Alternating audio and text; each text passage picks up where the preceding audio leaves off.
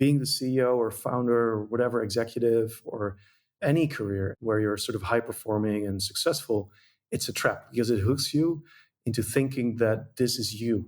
It's not you. You're not who you think you are, right? You're not even your ego. You're not your thoughts. You're none of that.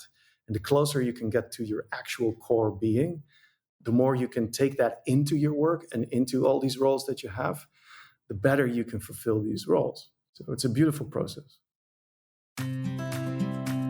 Hi, I am Sophie Vaux, and this is the Rise and Play podcast. In the show, I sit down with influential thought leaders in the gaming industry to deconstruct how they create the best teams and company cultures in order to create the best games. Speaking to hundreds of game executives in the show, I have identified recurring patterns and mistakes that we all make in our leadership journey. Do you have to go through the same hurdles and make the same mistakes to learn too? You are not alone in this journey, and hopefully you can learn from a diverse range of seasoned leaders who already walked the talk. Every episode brings actionable insights and case studies that will help you improve your management skills, self-awareness, and empathic communication. Becoming a better leader starts with becoming a better human. Are you ready to unlock your full potential in life and business? Let's begin. All right, welcome everyone to a new episode of Rise and Play. And today I'm super pleased to be sitting with Derk De Geus. Trying to say it properly in Dutch. Yeah, you got it. And before we get into the conversation of the studio that you've co-founded 20 years ago. So you're the co-CEO and co-founder of Paladin Studio, based in The Hague.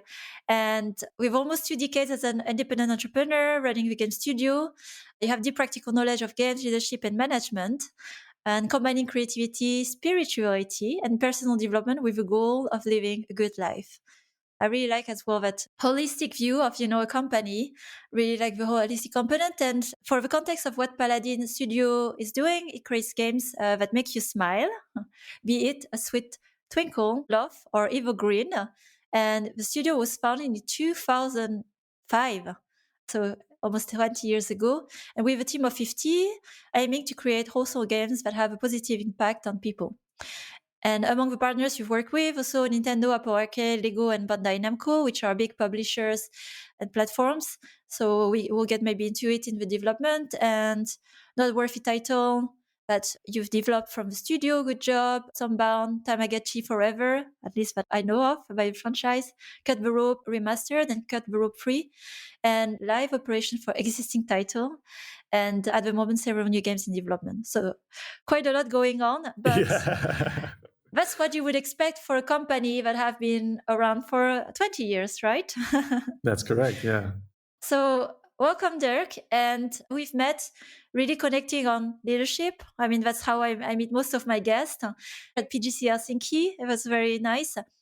And talking about the journey of actually your studio, when I was just really impressed to hear a studio being around like for 20 years, because those days, as you know, among the layoff, there are many studios that started 4 years ago and then have closed. And so for me, when you manage and lead a company to live through different times, pivot, I'm pretty sure, iterate, evolve, that's also a very hard part of the job. And that's what I was interested in hearing today. Before we start off how you started, maybe a quick also background of what were you doing before you decided, I don't know, out of nowhere, creating a company in 2005. What made you create a company? It's total madness. No, I was freelancing and I studied animation and I was a freelance programmer. And then together with a good friend of mine, those projects got bigger and bigger. And at some point we were basically thinking to ourselves, we should probably create a cool development studio and then do bigger projects and do awesome projects. And that's what we did. So I dropped out of art school. How old were you at that time? I think it was 21 or 22, something like that. Quite young. So maybe it's an opportunity to travel back 20 years ago. Nobody is doing the math of how old you are now. Because these days there's a lot of also learning best practices on how to start a company. It helps you have experience, thinking of who you're doing it with, thinking of a long-term vision. Why are you building a company? All those questions. Yeah. Beyond the fact that you wanted to create a studio with your friend, your partner, was there any other thoughts that were there at the time when you just jumped in and started your studio? Well, it really was like, oh, let's build a cool studio. And I had this vision in my head, at least, that was like, oh, 30 people and we're going to be millionaires and it's going to be great. And this is the most important one. It's going to be a good environment for creative people. Together with my co-founder, Dylan, we were basically programmers at another studio. And our experiences with management at the time were not really great. So we felt a little bit left to our own devices in the bad way. And we figured, okay, if we create an environment with good management where creative people can thrive, then they will do their best work. And if they do their best work, then they're going to build great games or other products. And that's how we're going to win. So when you started, I guess with no network, but at least a good intention, a good partner, it's always also the question when you start. The game is the most tangible product that a studio can create that also translate the culture. Yeah. But yeah, with the intention of creating that great environment, how did you start to build the team, your first game, on the first years after you started? Our start was a little bit different than most game studios, especially these days, because the game industry was really different. It was a walled garden at the time. It was really hard to break into it. You had the big publishers, and they were the gatekeepers, and the projects were very big. And I didn't know of any way to break in. I was going to Gamescom without any meetings pre-scheduled, and I was looking at all these white walls with big logos on it. And I was like, oh, okay, I don't know, but it's really cool. So let's go again next year. But it took me a couple of years to figure that one out. And we were also basically using game technology for non-games. So we were doing interactive visualizations or training simulators and things like that. So really started as a technical outsourcing provider, doing service contracts, subcontracting for bigger companies using game technology. And then at some point we started becoming the primary contractor, but also for non-games. So we would work with municipalities and cities for 3D environments and virtual reality type things. It's funny because it's, all of the talk of metaverse and virtual reality is for me, it's a throwback to 20 years ago when we got started with that stuff. And it was only until the advent of Steam and later the App Store that we really started to go into real entertainment games. And that was also when my co-founder left. And I sort of had I guess you can say the freedom or a little bit more focus to just pursue my own path, if you will, and take some more risk. And that's when I really started to pursue entertainment games. And there wasn't no single game that shaped us.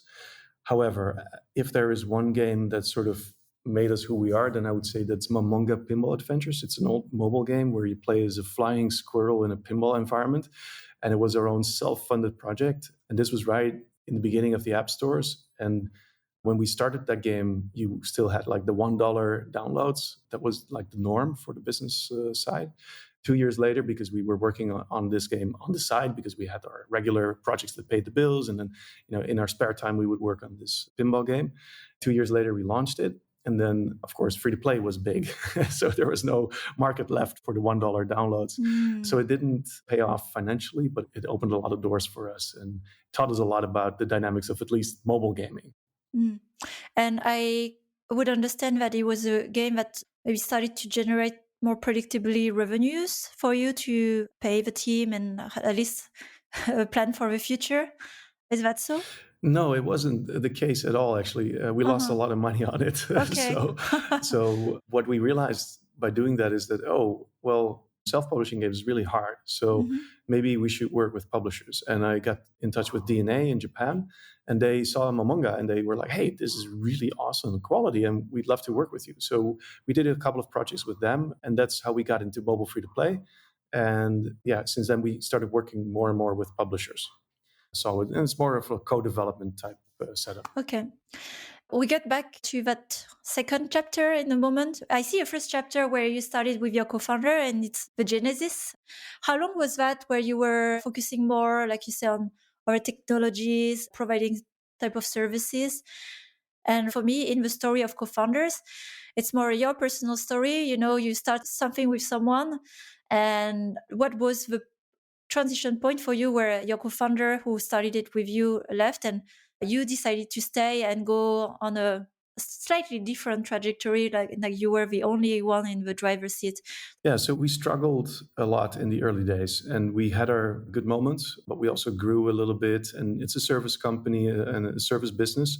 We had a lot of architectural clients, and then 2008 hit us. So we were really on a pretty big roller coaster. And my co-founder, when things got really rough, it came to a point where we needed to make a decision. Do we basically scale down to the two of us and just continue as freelancers, basically? Or do we keep some of the team and continue as a studio and give it another shot?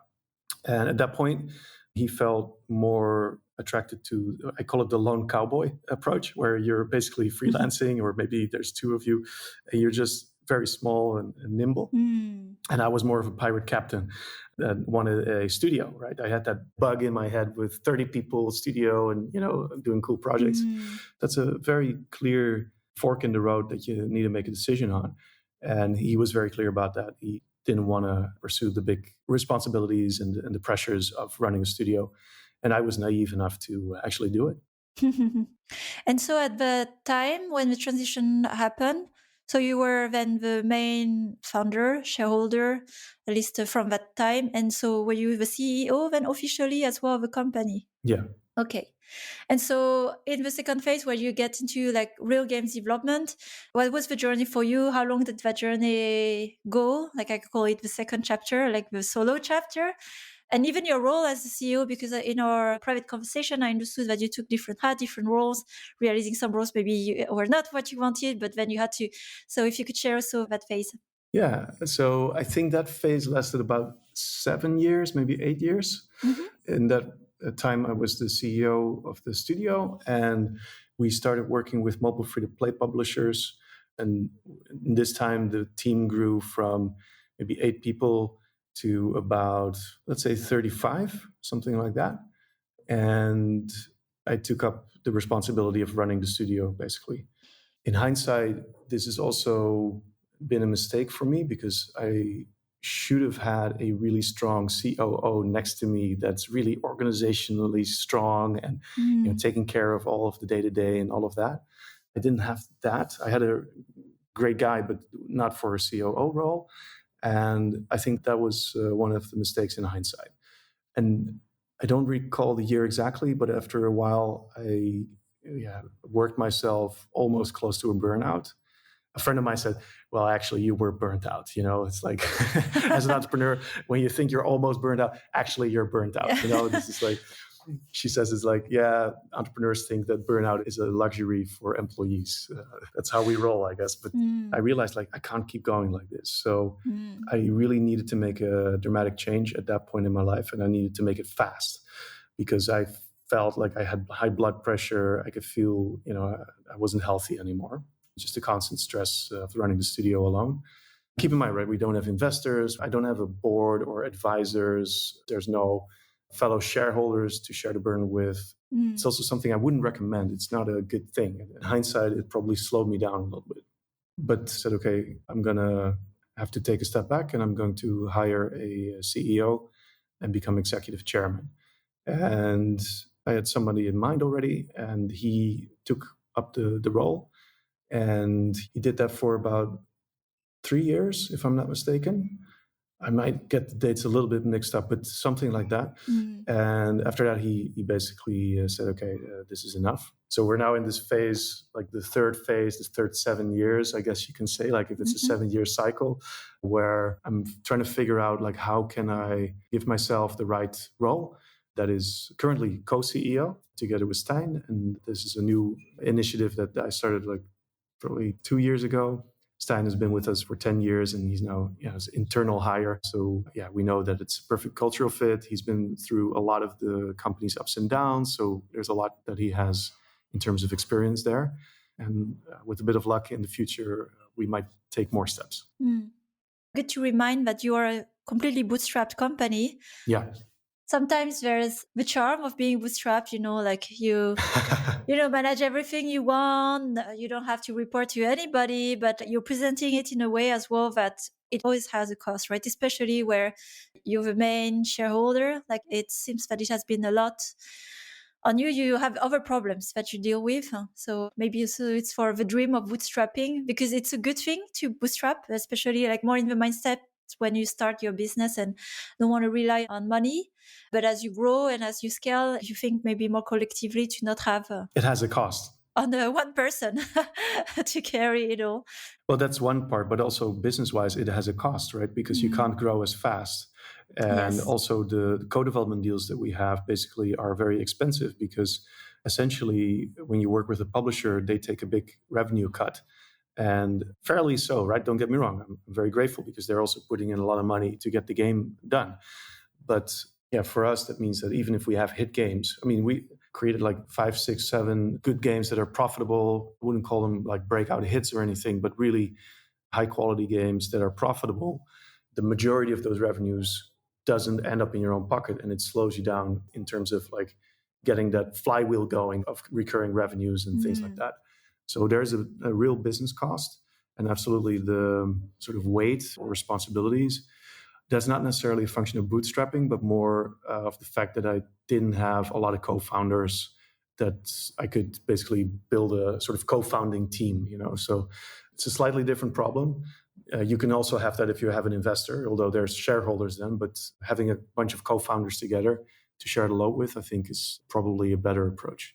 And through that journey, like as you went through several phases, like 3 and of a period of 6 to 7 years, you've held mostly the role of a CEO or whatever role was needed to keep the company afloat. And maybe here a point of reflection on the CEO role, because sometimes I even have a question like, what is the CEO doing? And then I see a CEO like working on the game directly, or a CEO doing completely the marketing. So I've seen a bit of everything. But here in your context, what has been the role of CEO at different phase from your experience? And when you think about it, like how has it been for you? Yeah. So as a service business, a lot of it is business development. So talking to potential clients, going out there, showing my face, and just getting the deals, right? Because that's our bread and butter. We're not relying on investor money, but we're relying on cash flow. It's almost like continuous deal making. Whereas if you work with investors, you have round A, B, C. That's once every year, maybe 2 years, every 3 years. Yeah, here it's like multiple times a year. You need to have smaller deals in place, and of course it's lower stakes, but it's still a lot of work to get these things done. So that's a big part of it. The other part of it, because remember at the beginning I said, okay, I want to create a game studio where creative people thrive. And as a creative myself, I know that if you have sort of upper management, quote unquote, interfering with your, how do you say, the creative process, you have the Seagull art director or something, or the CEO, just seagulls like swooping by and loading a dump of shit on your head, and then they're gone again, right? Of course, that's a very negative way of putting it, but we really wanted to have autonomous teams.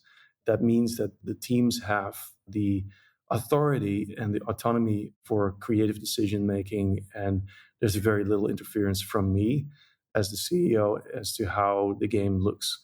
So from the get-go, we sort of created a clear line in the sand. Like there's the business side, everything organizational, everything commercial.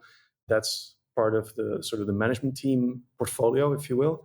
And then there's the creative side, and that actually includes account management and talking to the publishers and the platforms.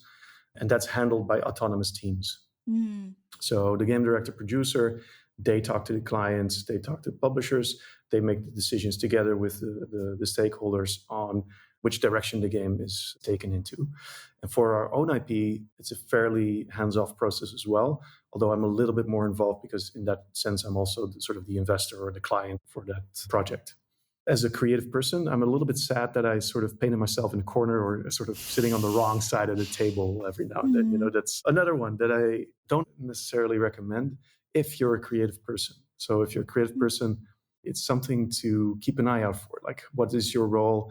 You don't want to take away from the creative. If you have a certain mandate or say in it, you should also bear some responsibility for it. So I think that's important. So probably it's better if you are part of the team, the creative team in that case, and really are embedded in the development. But it's an interesting dilemma. And every company is different. You have plenty of companies that operate more on a functional hierarchy, and then the creative director is obviously a beautiful position for a co-founder. Yeah, in our case, that won't really work. We just don't have that. So then I would have to be embedded in one of the game teams, which is also not ideal, because then I'm just going to be gone from the rest of the company. The company needs me as well. So yeah. And here you touch on, I think, a very hard dilemma I found for even the new studio starting today. Is usually you would see people with a creative profile or experience with a dream of building the game, the team, of the fun part of it, being part of a team and development. And the reality of what the business demands, what you describe, like bread and butter, what makes the company stay afloat, right? In that case, if you need to go to conferences and talk to everyone to make yourself known, that's the responsibility once again. But giving it back to you, I could imagine that it must have been hard from your creative drive to not be able to express it. And maybe if you could share it, like how were you coping with that throughout that whole journey, right? I sense a strong sense of responsibility with the role of CEO, and you've done it. But then the cost, on the personal and like your soul was calling for. How have you managed it for so long, and maybe some tip or advice for others who may find themselves in the situation, and maybe there are other avenues to feed the creative, demand?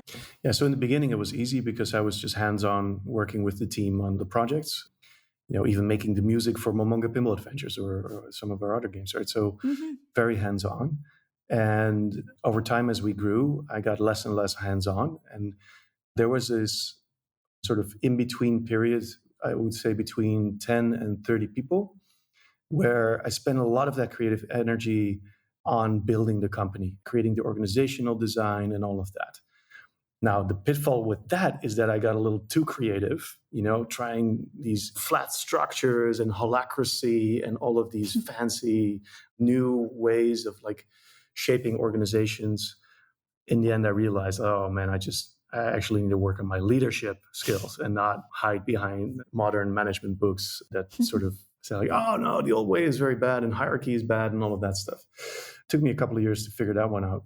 But at least I could feel creative that way. And there's a lot of creativity in entrepreneurship in general. And also on the business development side, coming up with good pitches and all of that, I was very involved in that in the early days, and also in that second stage. But as we grew bigger, it got more and more problematic, I would say. And I was just not happy. And I think this was a big part of my sort of burnout situation. And I thought to myself, like, yeah, this is the sacrifice I need to make. I need to take this responsibility. I need to do it in a certain way because the CEO role is done in a certain way. But these are all preconceived notions of like, oh, the CEO should do this or should do that. What I didn't realize is that, well, first of all, I don't have to do it all alone. Hiring people that are very strong organizationally, very strong business-wise, that would have really taken a lot off of my plate so that I could sort of be more free to think creatively, work creatively, focus on strategy and vision and things like that. And the other part is basically what I needed to do was actually find some creative hobbies. It sounds so stupid and so simple. But as a creative person, you need to create, there's no way around it. And whether that's part of your job or whether it's part of just your hobby and your spare time, there's a psychologist that basically said that if you're a creative person, you need to create. And if you don't, then you will actually die little by little. Your soul or your essence of your being will die a little by little. And this is really a very important realization. It's not easy, but yeah, if you can't put it in your work, then it's fine. That's a sacrifice you can make. And I did it and it's okay. But at least I needed to find a new hobby. I found that in music and guitar and all of that stuff. So I write songs now and everything. So that's my new hobby. What you just shared, I think it's the dilemma, really, the challenge of most people with experience in game that, once have the ambition to create something bigger and then just inevitable responsibilities. And what I take away is indeed, if you are the creative person, and it was also one of the key learnings from the book from Kim Nordstrom, Up, Down, Up, different phases and scale. And the what he calls the magical pair, whether it's in the same person, which is really hard to have, or in two people, the marriage of creative and business. Yeah, this is where they can't live without each other for a successful scaling company. Otherwise, it has a cost on the individual. And I find it common, even in my coaching discussion, that dilemma. Yeah. And it's a realization that comes after you get the responsibility, right? So you're already responsible, and then you realize it's like, so It's a what trap. now? So yeah, don't become a CEO. But no, but the thing is finding your pair, your partner that will be complementary on the business side, because I do like a lot the business part, and I find a way to be creative in business. So we all have a desire for creativity in what we do, but we channel it in different ways. And so finding that pair where you can be creative on the game, and then somebody who enjoys to be creative with, finding solutions around the business or operation and execution of it. It's like left brain, right brain, Yeah. what's more developed. And, the right brain, I think it's the right brain, is more creative, focused, that's like the artist in you. We all have both. Left side is more language and process and all of that stuff. So it's linear processing versus holistic processing. It's like the CPU and the GPU. Yeah. It's just different ways of thinking and creating or working. And I think, yes, everybody has both sides, but if you have an affinity for more of that holistic, creative, visionary type of work, then yeah, definitely you need to give it a place. It's very important. Yeah. This is also why I'm now co-CEO, because it just gives me a little bit more freedom to pursue things that I find interesting. So there's creative business, that's one axis, but then there's also like operational and strategic. Mm. So in the trenches work versus the helicopter view. Mm. And there is, in those 4 quadrants, you will have your home in one of those, right? Mm. And it's very hard to switch between operational and strategic views. If you ask a programmer who's just doing programming all day, we're going to talk about strategy, they need a lot of switching time to get out of their cave, I guess, or their cave of creativity. It's not Plato's cave, it's the cave of creativity. And vice versa. For me as the CEO, it's really hard because I'm focused on the big picture stuff most of the time.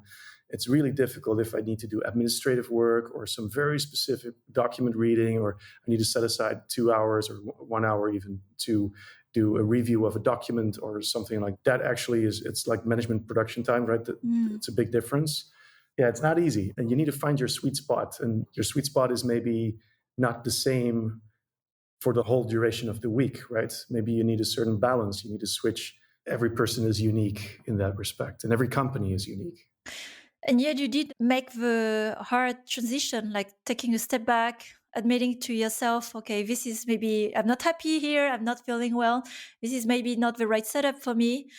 And then executing a change to groom, a successor or somebody who can, take fully the role from inside.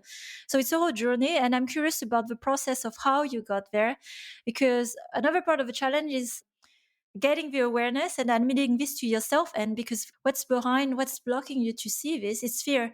Like, okay, if that's true, what I'm seeing, what does that mean for me, for my life, for the company, and so on? So emotionally, psychologically, what are the resources you've used as you could see that point, like from burnout to change to where you are today, that helped you and that maybe other CEOs and founders could, think of in those moments of doubts and solitude? I would say that retreats are actually a big part of that. The decision that I made to hire a CEO was made after I got back from a retreat in Japan. And I was feeling all zen and just really relaxed and just much closer to myself. So all of the layers of who you are, not your identity, but your sort of persona that you project to the outside world, but also that you sort of believe in, they got stripped away during that retreat. Mm-hmm. So I got back to zero, which would basically meant that, like, okay, I'm happy. I know who I am. I'm a little bit more relaxed and there's a bit of space to reflect. And then I got back at work and I was sort of slammed into that CEO role again. And everything was on fire and everything was going to shit. And that was basically, for me, the moment that I realized, like, what am I doing? Why do I keep going like this? I'm probably not even the right guy to fix all of these problems. I don't get the energy from it. I'm not trained for it. I'm just an art school dropout in a way. And I realized like, oh, maybe this is not the right role for me. And we were, at that point, we were 35 and we were growing. So for me, that was a big deal, that taking that step back. It's like if you make a painting, if your nose is right in front of the painting, you don't see the forest for the trees anymore. So you need to take that step back every now and then. And retreats is basically how I managed to do that. Yeah. And I can double down on that as well, coming back just from a retreat where I was also in Colombia. And what you shared, at least getting back to your core, your truth, I think this is where you just can't avoid it and be honest with yourself and others, right? Because again, I was really deep in the topic of leadership. The best favor you can do to yourself and others is to be fine, like at the core, who you're meant to be, whatever it is. Because leader, it doesn't mean that you have to be the CEO, but this is where you get your energy from, that you can have energy to create a vision, go somewhere with a group, and it comes from the inside. And it's an extreme experience, actually, a retreat, and any kind of retreat where you're isolated, you're not in your normal environment. You start to question your, not reality, but your everyday reality. And then you start to see the real, like basically your own core reality when it's not distracted with all the things around, like, ego or wanting to be someone, and then, coming back with that. So for listeners as well, whether you're interested in where Derk has been to retreats or myself, you can contact us. Definitely something I can highly recommend. Another kind of retreat is also leadership retreat, where you connect with other founders. I haven't found any of that in games, but it's an idea that I would like to develop, knowing the benefits of just a retreat individually, right? Yeah, so I think that's really good, because if you're with game people, it's very nice to just have like similar experiences. You get that a little bit with conferences, but there's a lot of drinking involved and everybody's doing all these business meetings all the time. Yeah. Actually, what I do with a small group of friends every year pre-GDC, we just take a couple of days, we rent a cabin in the woods and we go hiking and we just chill. And, it's just a really nice experience to just prepare for the week. I highly recommend that. Find some peers, find some good people that you can talk with, and that's really good. So I've also been part of groups and sort of programs that are tailored to leadership, not specifically for games. It's very useful because a lot of leaders deal with similar problems. So that's worthwhile. It's usually a little bit more expensive because they know their target audience, which is also fine, but just keep that in mind. However, I've also found actually a lot of value in just doing retreats that are not at all about leadership or whatever. You're with a group of quote unquote normal people. It helps because that way you're also relating to them as human beings. And it's absolutely not about games. Nobody cares about, the latest game they played maybe, but that's it. It's not about business or leadership or management or whatever. And I think the beauty of that is whenever you introduce business to a conversation, let's put it that way, there is a money component involved, and then means that there's this hierarchy component involved. And it's very difficult in a business relation to have a horizontal relationship.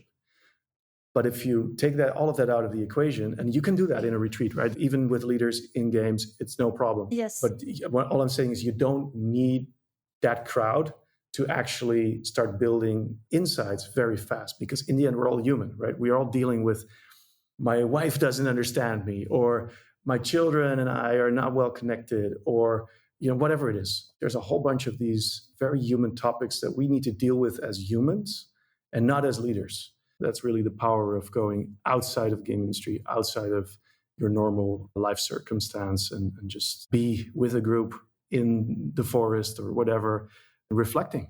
A good point as well, indeed, in not staying in your bubble, because that's also where you fall in your own bias and patterns, losing touch, with humans in general.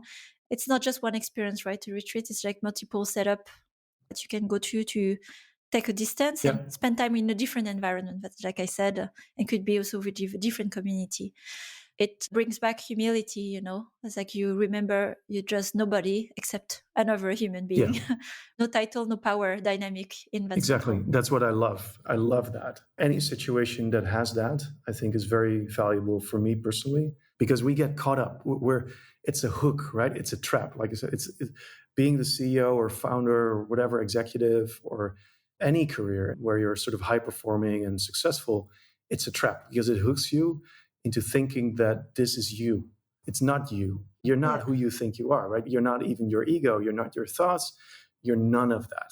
And the closer you can get to your actual core being, the more profound and interesting it's going to be. And the more you can take that into your work and into all these roles that you have, the better you can fulfill these roles. So it's a beautiful process. Yeah, and that's how you build also a holistic organization that is reflecting also your core, not what you Yeah. want it to be by the title of a persona. And for the last part of our conversation today, quite a hard exercise, but we'll try.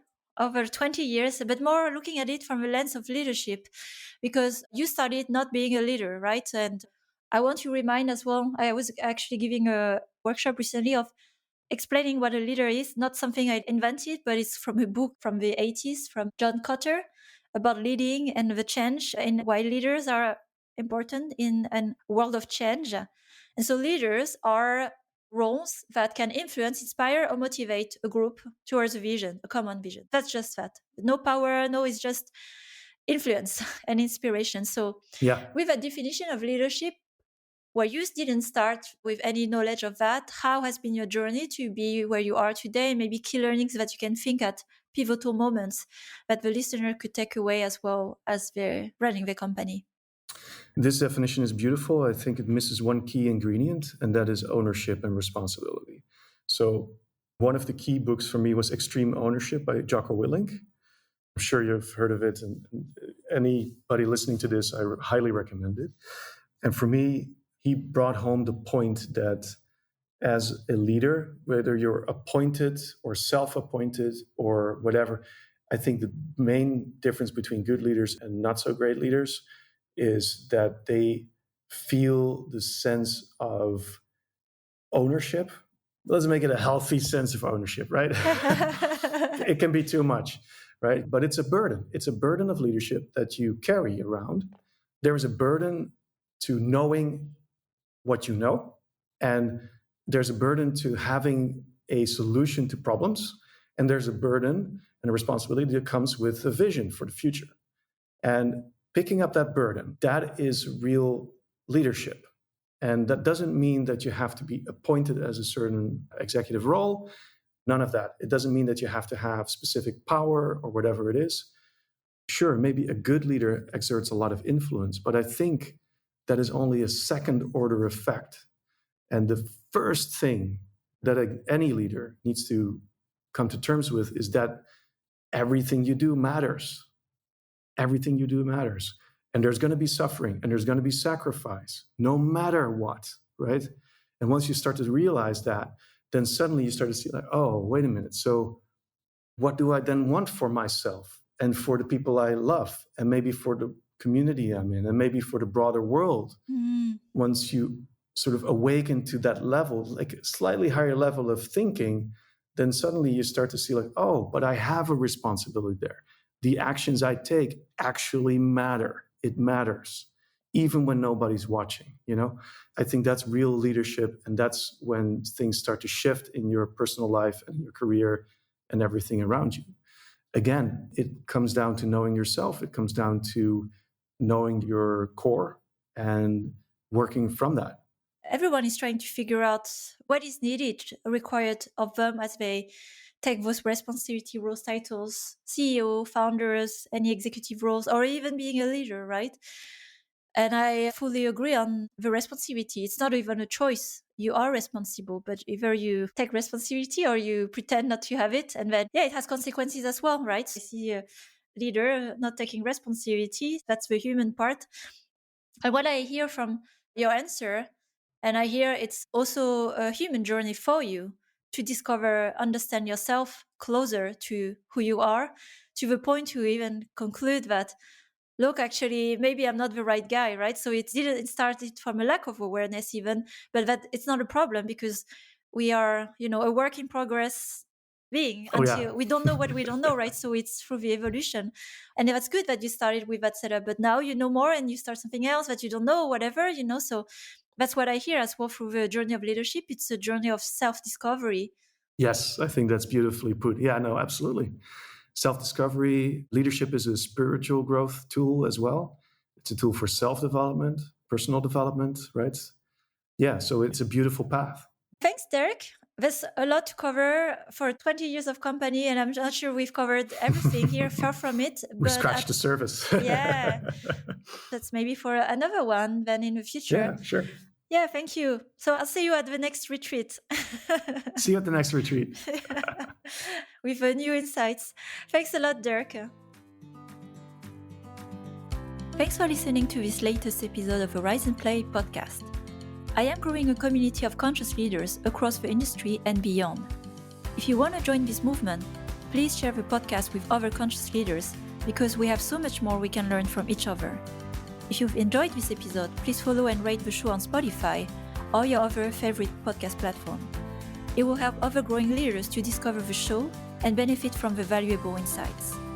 If you would like to grow rapidly your leadership skills, you can find more insights on riseandplay.io, where you will also find my free masterclass on conscious leadership and other resources that I offer.